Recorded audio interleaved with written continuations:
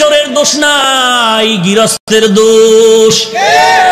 চোরাই চুরি করতে ঢুকছে, দেওয়াল বইনা এক চোরায় মারা গেল, আর এক চোরায় আদালতে মামলা দিছে, বাড়িওয়ালার ফাঁসি চাই। কেন আমার সাথে চোরা মরলো কেন, দেওয়াল নরম করলো কেন? মহামান্য আদালত এমন মগা, মামলা আমলে নিয়ে ডাকছে বাড়িওয়ালারে, ডাইকা কয় তোর ফাঁসি হবে। কেন স্যার? কয় দুই চোরায় চুরি করতে ঢুকছে, এক চোরায় তোর দেওয়াল পরে মারা গেল, তুই দেওয়াল নরম করে উঠাইলি কেন? বাড়িওয়ালা কয় স্যার মাফ করবেন, আমার কোনো দোষ নাই, এই দেওয়াল আমি উঠাই না, রাজমিস্ত্রি উঠিয়েছে। মহামান্য আদালত কয় তুমিও খালাস। কই রাজমিস্ত্রির ডাক। স্যার বলে স্যার নাই, এক্ষুনি ফাঁসি। বলে কেন? কথা শুনেন, কি সমস্যা? বলে দেওয়াল নরম করে উঠাইলি কেন?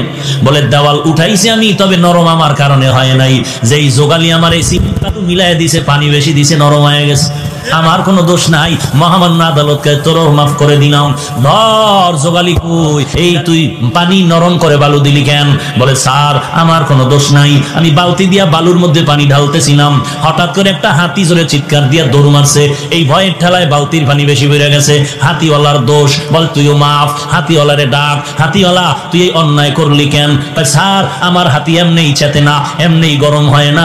এক বেডিয়ে এক মহিলা সুন্দরী রূপসী স্বর্ণের অলংকার লাগাইয়া ঝুম ঝুম করে আওয়াজ করতেছিল, হাতি দেখা গরম হয়ে গেছে।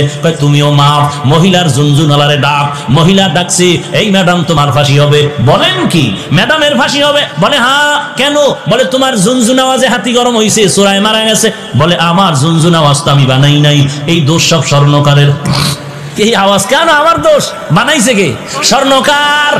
তুমিও খালাস। স্বর্ণকার লাভবাইক। কেন অস্ত্র বানাইলি এইভাবে আওয়াজ দেনেওয়ালা? স্বর্ণকার এবার তো কোনো দেয়ালে পেট থেকে গেল, এখন আর কোনো জবাব নাই। স্যার কিছু করার নাই, বানাইছি তো বানাইছি। বলে এখন তোর ফাঁসি হবে। বলে কই এর ফাঁসি আমার গলায় আসলো কেন? কি এর ফাঁসি?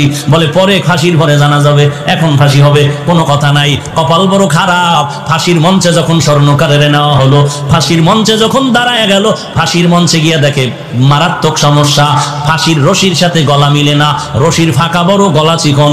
এইবার বলে বাদশা নামদার কি করা যায়? কয় এর গলার সাথে রশি মিলে না, এটারে বাদ দিয়া এই দেশে খুঁজা দেখ যার গলা মোটা, এটারে ঢুকা। এইবার জল্লাদ খুঁজো, দেশের মধ্যে কারে পাও গলা মোটা, এটার ফাঁসি দাও। খুঁজতে খুঁজতে খুঁজতে খুঁজতে একজন গলা মোটা পাইলো, পীর সাহেবের খাদেম। এমন এক খাদেম পাইছে যে ফাঁসির রশির সাথে গলা খাপের খাপ, বাপরে বাপ মিলে গেছে, এমন মেলা মিললো। এইবার মরার আগে বলে কোনো দাবি আসেনি? এইবার খাদেম কয় হ্যাঁ আছে। কি দাবি? বলে আমার পীরের সাথে আমি একটা বেয়াদবি করেছিলাম, ওই বেয়াদবির জন্য ক্ষমা চাইব। কি বেয়াদবি করেছো? পীর আমাকে নিষেধ করেছিল এই দেশে যেন না থাকি। কেন নিষেধ করেছিল? আমরা যখন সফরে রওনা হলাম, এই দেশে আইসা দেখলাম ঘিয়ের দাম তেলের দাম সমান। তেলের নাম? আমি বললাম হযরত আমার শরীর হয় না, এত গোশত খাই, জনমের মতো খাই, এরপর শরীর বানে না। তেলের দাম ঘিয়ের দাম যেহেতু সমান, কম দামে ঘি খাইয়া মোটা হয়ে যাব। আমার পীর বারবার বলছে এই দেশের ঘি খেয়ে মোটা হইলে বিপদে পড়বি। কেন এত দামি ঘি, কেন কম দামে পাইলে খাবো না? পীর বলছিল সাবধান, যেই দেশে তেলের দাম ঘিয়ের দাম সমান, ওই দেশে কোনো ইনসাফ নাই।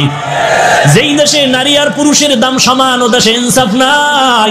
যেই দেশে শিক্ষিত শিক্ষিতের মান সমান, ও দেশে ইনসাফ নাই। পীরের কথা আমি মানি নাই। আমি পীরের বললাম হুজুর যত বয়ান দেন ঘি না খাইলে কলিজা ঠান্ডা হবে না।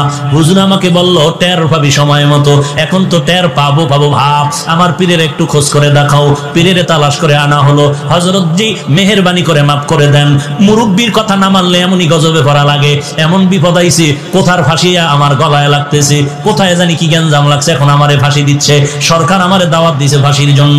এই বিপদ থেকে বাঁচার উপায় কি? বলে মুরব্বি মানবি জীবন ভর? বলে হ্যাঁ মানবো। মুরব্বির সাথে বেয়াদবি আর করবি নি? কয় জীবনও করবো না। কয় এইবারও বাঁচার বুদ্ধি দেই, মরণের জন্য তুই পাগল হয়ে যাবি। তুই বলবি আমাকে তাড়াতাড়ি ফাঁসি দাও, আমারে তাড়াতাড়ি ফাঁসি দাও।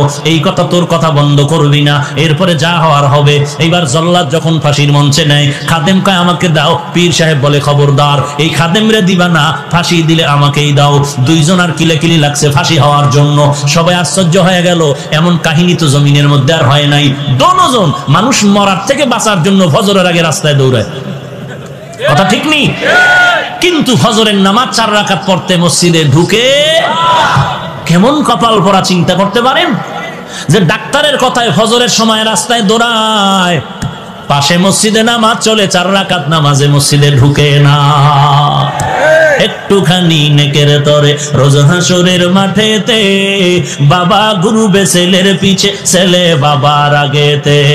আহাতে মন কঠিন দিনেতে নামাজ তোমায় ভুলবে না, ঠিক মতো পড়িলে নামাজ জান্নাত তোমার ঠিকানা। ঘুমের চেয়ে নামাজ ভালো আর তুমি ঘুমাইও না, ঠিক মতো পড়িলে নামাজ জান্নাত তোমার ঠিকানা। আমার প্রাণে